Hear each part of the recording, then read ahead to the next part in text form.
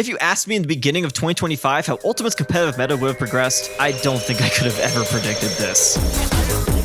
Okay, Shattuck, can we get on safely? No, we cannot. リーチでまたうまいリンクガードが吉田攻撃して A lot has developed last year in the meta, and today we are going over all the crazy changes. Which brand new characters won their first major? Which characters who were considered to have untapped potential finally started to show their results? Which time top tiers since the beginning of the game have fallen off? And even which low tiers started getting further development and rose in tournament results. As for my other meta videos, we'll be taking results from different tier tournaments, utilizing alt rank system to categorize events, using these placements to determine each character's position in the meta. Alright, let's just get into it, starting off with which characters were on the come up in 2025.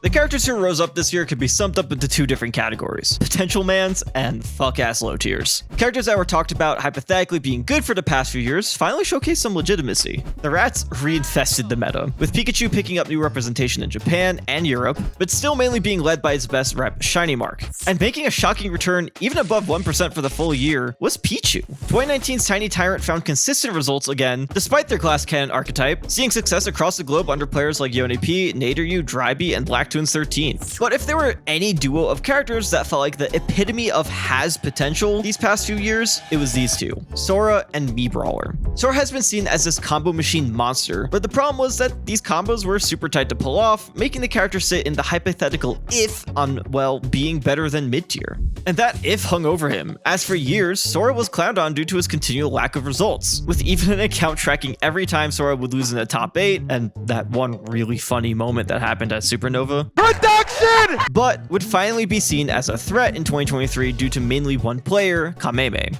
But a year later, Kameme had to step down from competition due to the crippling time sink known as having a child, and Sora sank into the depths of irrelevancy once more. There was still Rarkior, Morocco's best Smash player who saw major top 8s in Europe with his Sora Cloud duo, but 2025 saw a huge increase in Sora's usage in one country in particular, Japan. It was a mix of a few factors. The Sora player base in general in Japan saw incredible improvement this year, with players like Aruarusa, Tawati, and especially Iolin and Lax seeing strong tournament results. On top of that, top Japanese hero players Akagi Kusu and Shion started using Sora frequently as a secondary, particularly to cover Heroes Worst matchup, Rob. It has gone to the point that during the second half of 2025, Sora was in Japan's top 10 in character tournament results. Mii Brawler is oddly similar to Sora in strengths, a character who has strong combo potential that can link into potent kill moves, but with simpler execution. For the longest time, it was pretty much ESAM yelling at the clouds about how this character was a secret top tier, but Mii Brawler was seen by the community as kind of a Temu Fox. Now, I wouldn't be surprised if some of his popularity came from a certain YouTuber blowing up this year, but nevertheless, it felt like the entire Mii Brawler player base thruppered upward in improvement. Players like Apple Reviewer and Kid won regionals, Lunamato and Ash9 made major top 8s, there were big upsets caused by players like Yeast and Claw, and the character even saw success as a prominent secondary by the best DK player, Mild HO.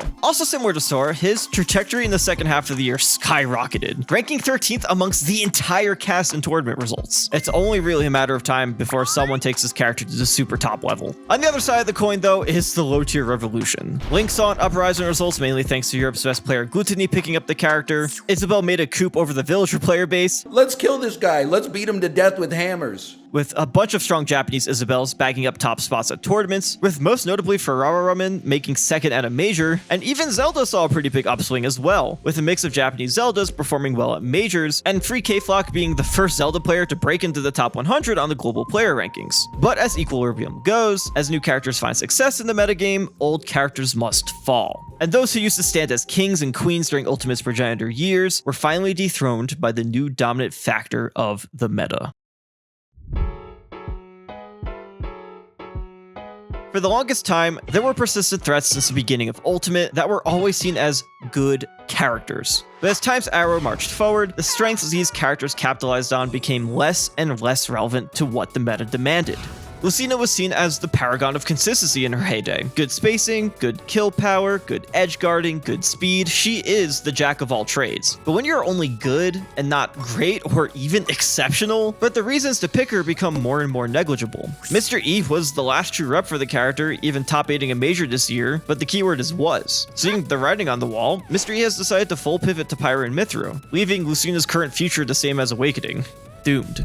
Another past top tier struggling to live up to his glory days is Pac-Man. Pac-Man suffers from a mix of things. You have low activity from top reps like JDV and Rock, players using another character to support Pac like T's Kazuya, or straight up using a different character for the majority of runs nowadays like Modzai. Adding on rising popularity of characters who are bad matchups like Cloud, and a universal tech that was discovered with crouch canceling shortening the time a character is in stun, making Pac-Man's Bell an unreliable confirm into kills, which was his best way of getting stocks, and was already an option that was becoming more predictable. Things have gotten so dire for Pac-Man and Lucina to the point where in only the second half of the 2025 dataset, they are almost in the bottom 10 of tournament results, even below notoriously not good characters like King K. Rool. But the top tier tumble train keeps chugging along the tracks. Suzu Samus with her hit and run style is just struggling to find her openings, despite having relatively solid matchups against the top echelon. Peach and Wario tumble with all their results really pulling into a small few players, plus falling below 1% for the first time since the game's release during the second half of 2025. And there were other characters who saw big drop-offs like Young Link, Sheik, and Sephiroth, all for different but also similar reasons as well. But most shockingly, past #1 character in the game, Joker, started to slip through the cracks, barely hanging on into the top 20, dropping a full 14 spots from last year. But why? Well, to further explain this, we have to look at where the current meta is headed and how Joker's fall off from 2025 is actually likely to continue into 2026.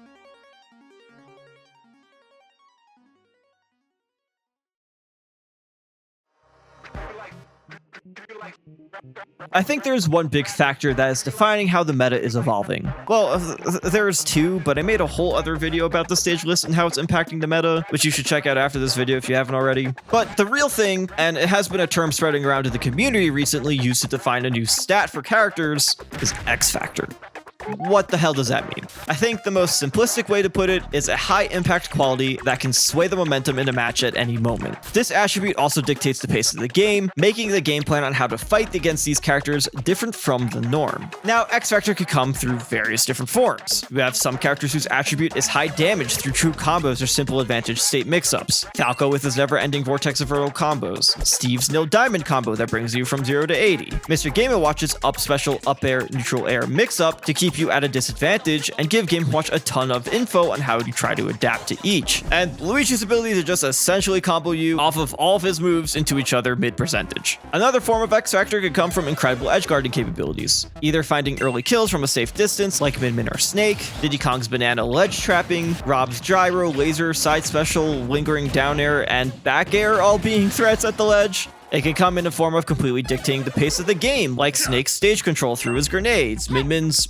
arms again, Steve's ability to wall off a part of the stage to mine, Sonic's immense speed to play keep away, or Hero fishing for buffs through his menu. But lastly, and likely the biggest factor in today's meta, is the ease of taking stocks. This can come in various forms. You have characters that have practical 0 to deaths like Kazuya, Luigi, Rob, and Ice Climbers, but there are also characters who have a ton of mix-up for simple kill confirms. Let's go back to Luigi for a second. Say you didn't kill the opponent at 0%. Boo-hoo. What can you do? Well, if you use this high combo damage to bring your opponent into a 60-70% range, now your opponent has to deal with the rock, paper, scissors mental game of Luigi's various kill confirms. Will he down throw into up special, or maybe up tilt into up special? Or Luigi might even falling nair into up special. His ability to find simple access to his strongest kill move through various means makes stopping Luigi's game plan incredibly difficult. And on top of that, even at later percents, he has other kill confirms into less powerful but still powerful moves like down special or back air. And a ton of the top representatives of this meta, plus new rising stars, all have this in common.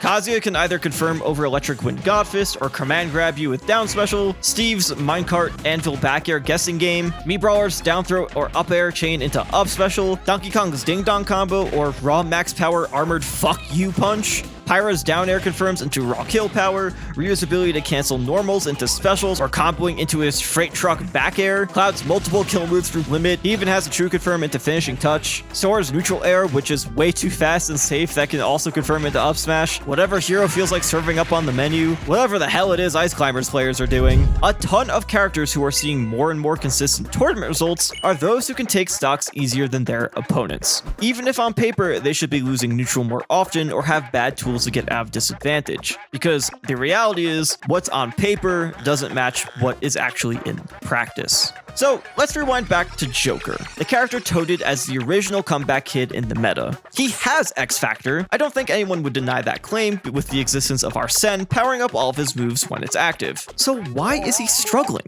Well, it's because his X Factor is limited to just Arsene. It's not something that can always be accessible when you need it. And it also doesn't help that it relies on your faults more than your successes. You can't purposely build it unless predicting your opponent with its down special, and even when you do have it, you will lose it quickly if put in disadvantage, which may I remind you, a strong advantage state is what the current meta thrives on. Now keep in mind, I'm not saying that Joker is bad, but he's relatively high maintenance as a character, plus his situational X Factor means you're going to see more success from dedicated players of other characters due to their win conditions just being easier to meet. You can see this with other 2019 top tiers too. Wario's Waft is his X Factor, but that builds through time passing through the game. You have access to max potent Waft usually once, maybe twice per game. Peach has insane turn-up combos, but they don't meet the requirement of ease of use, and are very difficult to master or even use practically sometimes in tournaments. With all that being said, that's not saying characters who don't have extreme X Factor can't succeed. Palutena, Roy, and Wolf are still very much relevant to this day despite being more all-rounders in the sense of their strengths. They also just don't have characters that do what they want to do but better, unlike Lucina and Pac-Man. But